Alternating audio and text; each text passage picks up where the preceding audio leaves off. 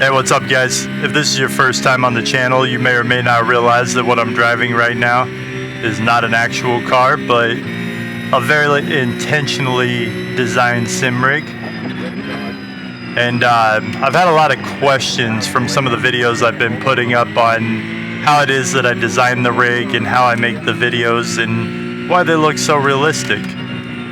So last week I started out by kind of breaking down the rig build and getting into the details of that, and I promised that this week we would kind of dig more into the technical stuff, because a lot of the initial build was guess and check, and I didn't really get to share that with anybody, just purely out of inexperience. Like, I had ideas of what I wanted it to do, but I didn't know how it was going to work out.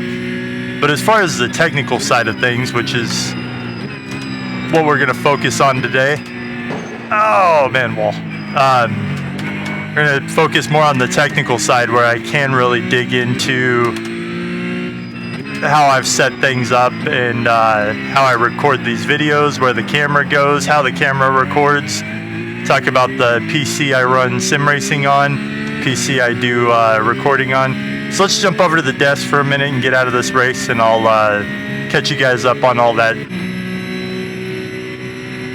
Alright guys, so admittedly, I'm not great at doing two things at once. I was a little distracted during the race, so jumping over here, we can really dig into some of the more technical details. One of the biggest things that has an impact, aside from the rig, aside from everything that I covered last week in the video.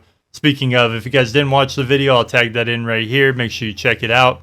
But outside of just building the rig to be aesthetically pleasing and great for filming videos and everything, there's a lot of different technical aspects that come along with it. And I would say probably the biggest, most important thing for a good POV sim racing, in my opinion, is where you place your camera. For me, this is how I set up my camera. Now, I know you guys are all looking at me thinking I'm crazy and probably thinking how uncomfortable this is. And yeah, for the first several times you try to film a video with it or do something with it, it is pretty freaking annoying, I'm not gonna lie. But I've gotten kind of used to it, and I love the POV that it gives. Now in just a second, I'm gonna give you guys an example of why it works better down here than it does up on top of the head, and you guys will see right away why this makes sense. But first, let me just give a little bit of credit. As you can see, this little post right here, this is kind of a DIY I bent out of something from Home Depot. It was like a U-bolt that I straightened out. I couldn't find a straight bolt. Ultimately, it ended up working out better. But anyways, credit where credit's due. When I was getting into sim racing and progressively throughout all of my different sim racing journeys and stuff, one of the creators that I've watched a lot of is Will Ford at Boosted Media. And sometimes when I'm stuck on a problem and I need an idea, that's kind of who I turn to. Like, the guy's got a lot of experience. He reviews a lot of different wheels and stuff. I'm sure most of you guys have already watched Boosted Media. I'm sure everybody in the sim racing world knows who Will Ford is at this point. But on the off chance that you happen to find my channel before you found that one, it's definitely worth checking out. The rig is sick, all the builds they do. And they're just an absolutely awesome resource for, new people starting out, or if you just want to know about a new wheel or something that came out. Totally good content. Definitely recommend them. But anyways, let me give you guys an example of why this works so well. So I'm going to go ahead and hold the camera up here on my forehead, because this is kind of where, if I were using the normal head strap, or the head strap the way it's intended, this is where your camera would sit. And what you're going to see as I switch over here, I'm going to hold my arm out. And my arm looks kind of small, and in the camera, it actually looks a lot lower down than where it actually is. It just, the whole ratio and size and everything is thrown off significantly. Now, if I move the camera down onto my head where it's covering my mouth right here, and I hold my arms out, you can see it's not like I don't have big arms anyways, but they don't look like a stick, and they're not all dainty. Like, it gives you a much better field of, or point of view, I guess, and it feels more natural. Even though the camera is actually below my eyes now, because I do a super wide view to be able to give such a good view of the cockpit, this is just where it works the best. And I think if you want to get the best point of view video, this is what you need to do. Now, you guys probably noticed while I was wearing it that there's a couple cords hanging out of the camera on top of that. So my GoPro has the media mod. I have constant power, so I don't have to worry about batteries dying. And then I have an HDMI out. Now, this is arguably not the best solution for making videos for one primary reason. The HDMI out is tapped at 1080p 60 frames per second. That's not a massive concern for me, because most of the videos I make where I'm just focused on like the actual racing videos are going on to Facebook and TikTok and stuff like that, where you're not really going to take advantage of a 4K video or something.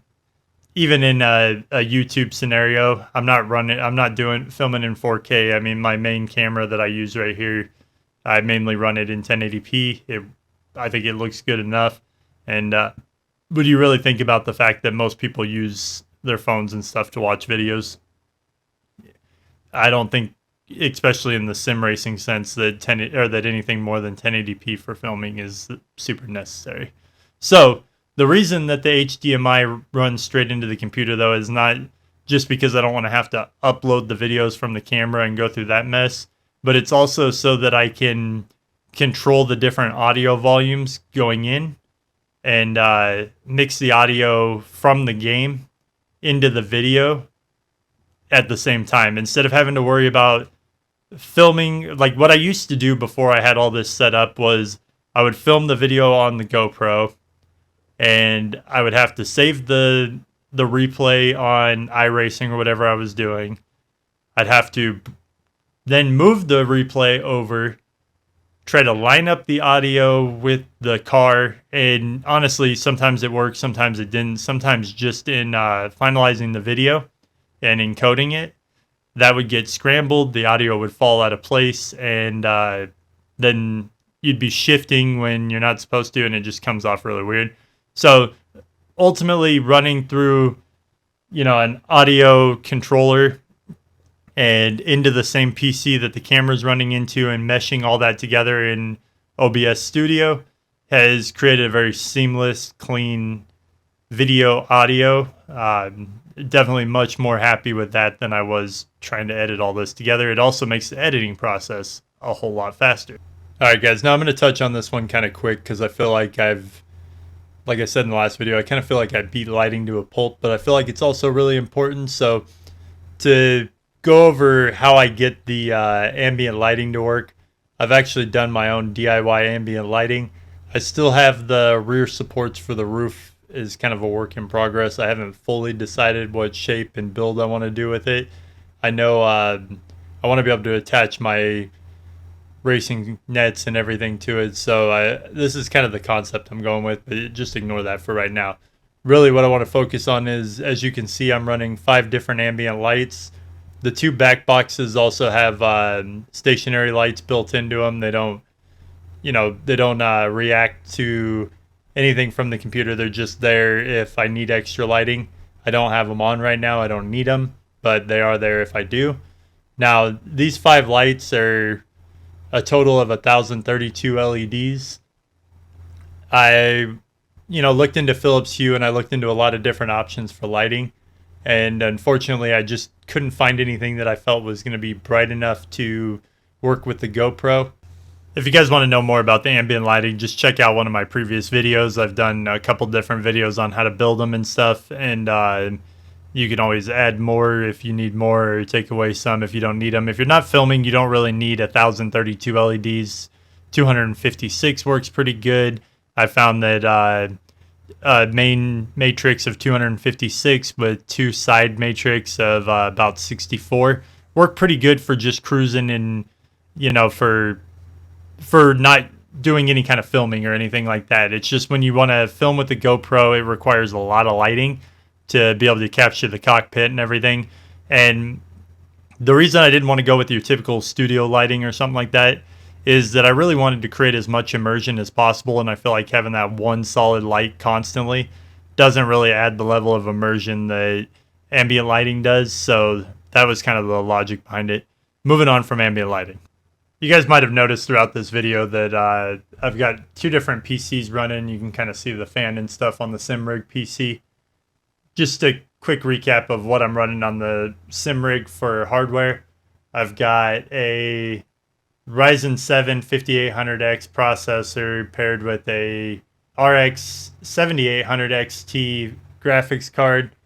It's able to run high graphics on triple monitors at 165 frames in iRacing. Obviously, other games are a little more graphic intensive. I'm not necessarily seeing those frame rates. Nonetheless, I get 100 plus on pretty much any game I'm running. Now, monitor-wise, I've got three 1080p AOC 1500R monitors. I'm running a Asus bezel-free kit, and the monitor's roughly about 60 degrees on one side and a little bit less on the other. I kind of found the sweet spot and then adjusted all my in-game settings.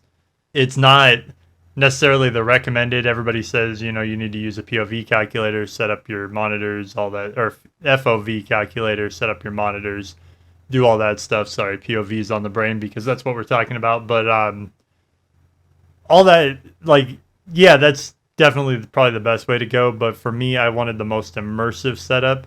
So I kind of just spent hours dialing it in until I felt good about it. I did the same thing with the color. Anyways, so that's basically the setup for the SimRig. On the streaming PC, a little bit lighter, I've got the Ryzen 5 5600X with RX 6700 XT. And you can kind of see down here at the bottom, I've got the Elgato capture card.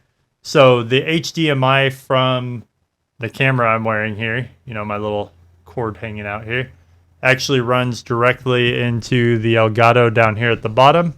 Kind of looks like just another video card in there.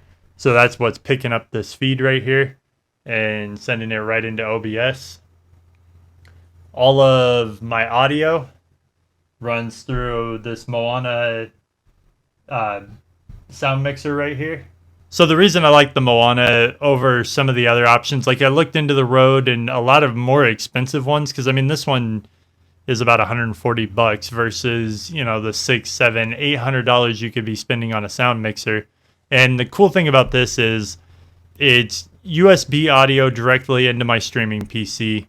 It's got a port for the computer. It's got an out port for if I want to add in my phone on top of it. My tablet connects via Bluetooth. Literally everything in this room can run through this card and enables me to send audio back to OBS or to headphones that are wired to the SimRig. I've got a set here. Everything just meshes so well with this, and it's got so many different connections to it. I've got the mic on there. I've got my headset mics on there. I could plug in another mic if I wanted to. I do have another USB mic on the SimRig that goes into the streaming PC separately. It's just so many ports that you're not limited on what you connect, how you connect it, or what's going to flow which way. So I highly recommend the Maono if you're trying to find the right sound card to be able to blend all your sounds. Now, one of the last big aspects of an immersive sim racing video is making sure your color's right. You're going to want to spend some time on this one, and I'm not even going to go into a how-to on color adjusting, other than I can tell you, especially in iRacing, cooling down the monitors through your either NVIDIA or through Radeon in your settings for the game, cooling down the color definitely helps give you a more realistic tone. iRacing tends to be more on the yellow side. If you're running Radeon, I have all of my screens for iRacing set to 8300 for the color temperature. Some people will tell you to go all the way up to 10,000. For the purpose of using the GoPro and how I got it to look pretty decent, 8300 was kind of the sweet spot. I went up on contrast a little bit, down on saturation just slightly, and then brightness I think is a -1. But depending on your monitors, depending on the game, I mean, there's a ton of factors in this. So really the only one that is going to be probably consistent from one monitor to the next is your color temperature. Everything else is going to be a guess and check. All right, now for the last thing that brings this all together, you're going to notice my OBS Studio is opened up on my desktop. I've got, unfortunately, a lot of mirroring happening, and there's not much I can do about that. It's going to kind of enable me to show you what I want to show you, though. So if I go into settings, one of the things you're going to want to look at to make sure your GoPro is giving you the best video and not clipping all over the place is your bit rate. This is default to like 2500 kilobytes, and if you do it at that bit rate, your screen's going to look really washed out. It doesn't absorb the color through the camera very well, and nothing really records all that great. I have mine set to 15,000. Depending on what PC you're recording on and everything, you may need to go lower. You might be able to go higher. I think 15,000 for me works pretty good. The rest of the settings are going to depend on your computer and stuff like that. But if you're seeing a lot of washed out stuff in your OBS videos, then definitely check that out and see if your bit rate's set high enough. Play with that. Play with your other settings in there. But definitely OBS is a great way to blend all of your content together. And if you're not already using that and you're trying to make sim racing videos, definitely recommend you download that and check it out. Alright guys, so I tried to incorporate as much as I possibly could in this video that I didn't get to in the last video. But if I missed anything, let me know in the comments. And if you have any questions, let me know in the comments too. I try to be as attentive as I can to any questions to help out wherever I can. And that's all I got for you today, so I'll see you on the next video.